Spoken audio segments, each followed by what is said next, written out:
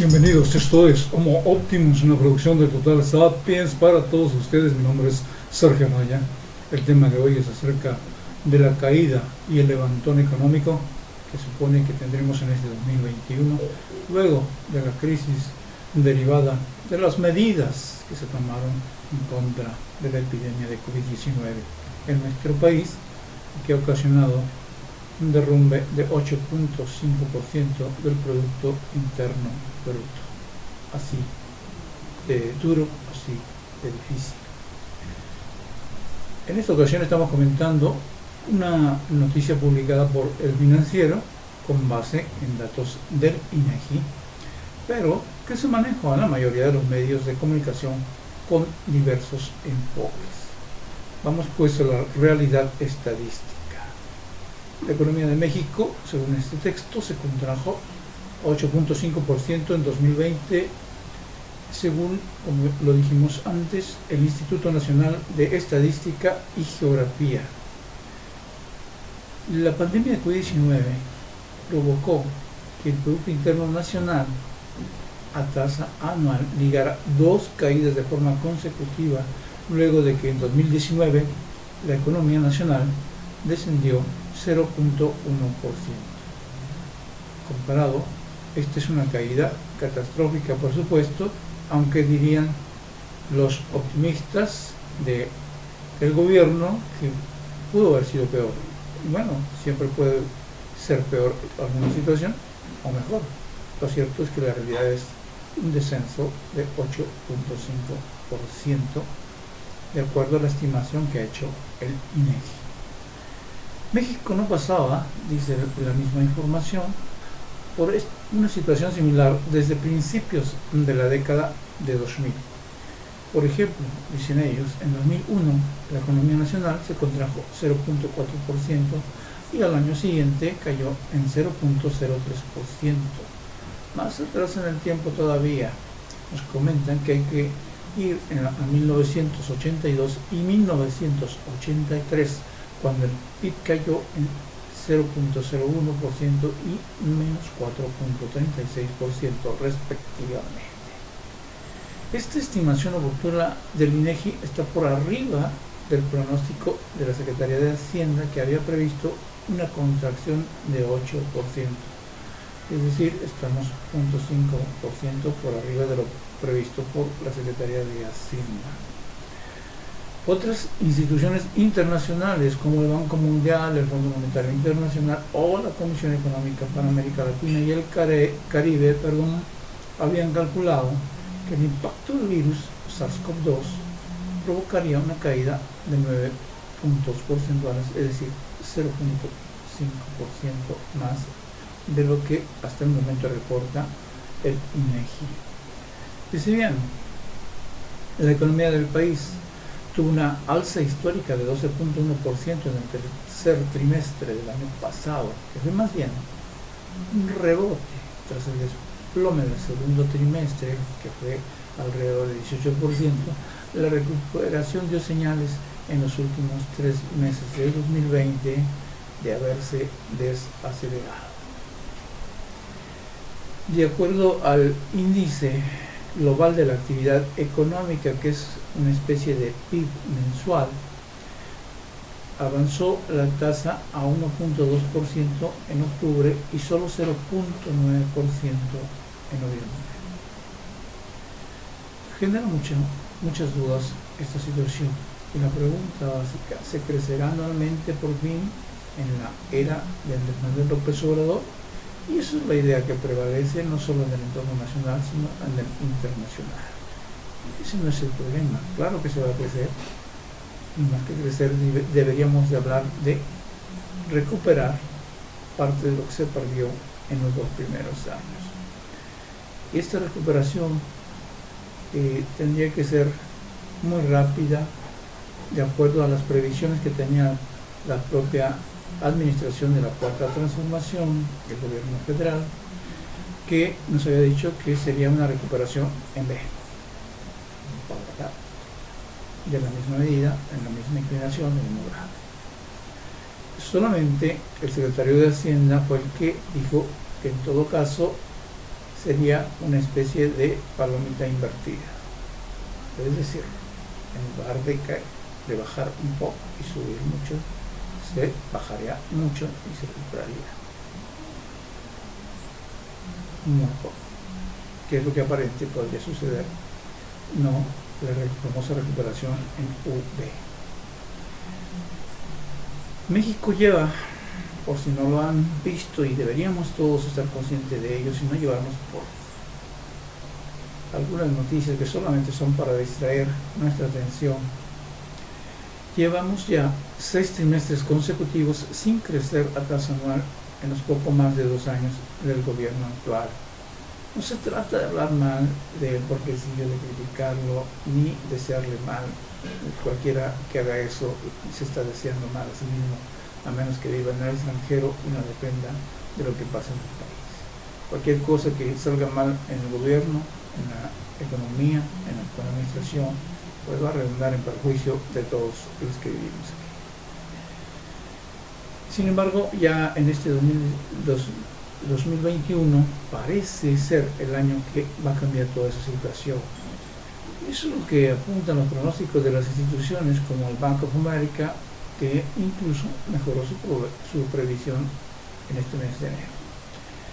El problema es que la pandemia seguirá dictando el camino de la recuperación para el país, sobre todo lo que es el plan de vacunación, que apenas lleva un mes en marcha, y ya vimos que ha tenido un tropiezo de al menos 3 semanas, y vamos a ver lo que sucede, porque la situación está muy complicada en los países productores de las vacunas, no solo por la demanda, sino por las dificultades políticas que empiezan a enfrentar para poder exportarlas a países como el nuestro.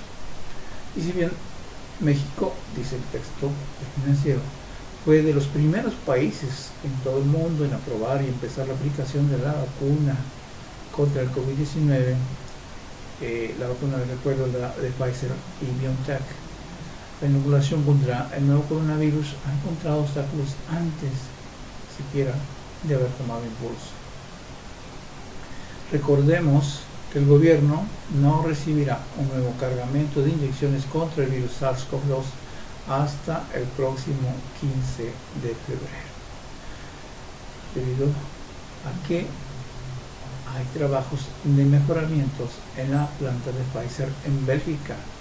Y les recuerdo, más allá de este problema, a partir de este viernes 29 de enero, entró en vigor una nueva normativa, una nueva directriz por parte de la Unión Europea, que ha establecido que cualquier fabricante que desee exportar vacunas a cualquier país no europeo, pues tendrá que solicitar un permiso, y será la Comisión Europea la que determine si puede o no ser exportada y en qué cantidades. Así de complicada está la situación en cuanto a las vacunas para que México pueda acceder a ella. Entonces tenemos el problema de fabricación, y ahora a esto se suma que las vacunas con las que se planeaba seguir el plan ni siquiera han sido aprobadas por la Comisión Federal para la Protección contra Riesgos Sanitarios, COFEPRIS, lo cual es un mal menor, porque sabemos que aquí las decisiones se toman políticamente y no en función de la capacidad de las vacunas, y no se trata de una vacuna en particular, en este caso de la Sputnik 5, contra la cual traen una campaña constante los medios tradicionales, prensa, radio y televisión, que ya saben, están en contra de todo lo que suene a socialismo o países que no comparten la ideología de los Estados Unidos de América o de la Unión Europea en general, aunque muchos países de la Unión Europea paradójicamente son socialistas. Pero el problema está ahí porque, de acuerdo al canciller Marcelo Ebrard, ya se aseguró que esta semana se recibirían 400,000 dosis con miras a tener 7.4 millones antes de fines de marzo. Es decir, estas vacunas entrarían a sustituir en cierta medida la falta de acceso a la vacuna de Pfizer, o al menos sería complementaria para poder integrar a los adultos mayores al proceso de vacunación, lo cual hasta la fecha pues no ha ocurrido y al menos tardará de 2 a 3 semanas más. Los envíos que hasta ahora hemos recibido pues han sido insuficientes, de tal manera que se tienen apenas dosis, algunas que se guardaron para realizar la segunda etapa de vacunación, porque recuérdese que deben tener 2 inoculaciones para que la vacuna sea efectiva, en este caso de la Pfizer y BioNTech, cosa que pues no se puede completar, como les decimos, reiteramos, hasta después del 15 de febrero. Según el plan de vacunación, la próxima semana también comenzaría la aplicación de la vacuna china de CanSino. Ese es otro problema. Las vacunas chinas, ni siquiera en China las quieren aplicar para personas mayores de 65 años. ¿Por qué? Pues porque se ha visto que hay problemas para que los adultos mayores puedan reaccionar de la misma manera que lo hacen los grupos de menor edad. Y en ese sentido, mientras no se tengan los resultados bien verificados por parte de las autoridades chinas, pues no se la van a aplicar ellos, aunque aquí en México pues sabemos que todo puede pasar. El gobierno tiene el siguiente mes, pues el mes de febrero, para terminar la vacunación del personal de salud, que era la primera etapa, personal de salud de la primera línea contra la pandemia, que se busca cumplir en este sentido con el plan que se presentó en diciembre pasado y que está muy difícil.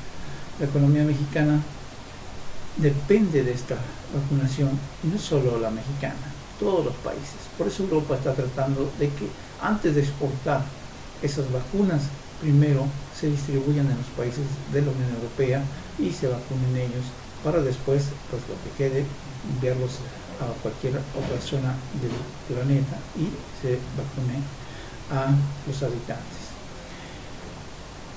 Hay un optimismo grande económico en México que pues puede ser aceptado o negado, pero que definitivamente para poder cumplir se requiere el esfuerzo de todos, y cuando hablo de todos es los 126 millones de mexicanos que habitamos este país. El presidente de México, Andrés Manuel López Obrador, ha dicho recientemente que la economía nacional tendría una recuperación de 5 puntos porcentuales en este 2021, y hemos leído algunas calificadoras que incluso dicen que la recuperación podría alcanzar incluso más allá de los 7 puntos porcentuales. ¿De qué depende ello? Dicen, en primer lugar, de la vacunación. Yo diría depende mucho más de cómo los empresarios, el gobierno y toda la sociedad en general nos pongamos las pilas, porque aunque no haya vacuna, si todos nos cuidamos, podemos salir a trabajar y levantar la economía de este país. Si hay o no hay vacuna es otro asunto.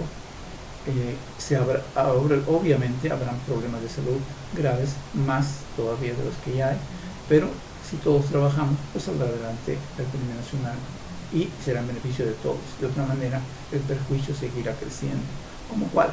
Pues bueno, sencillamente, por ejemplo, la suspensión de clases ha hecho que miles de alumnos no tengan una alimentación adecuada, porque dependían de los desayunaderos escolares en los cuales ellos tenían la alimentación necesaria, porque viven en zonas marginadas y pertenecen a esa parte de la sociedad en pobreza, que no tiene lo mínimo para poder siquiera alimentarse correctamente. Y les recuerdo que en México los pobres suman más de 50 millones de seres humanos. Ese es nuestro comentario. Les recuerdo que estamos en redes sociales y los esperamos la próxima semana.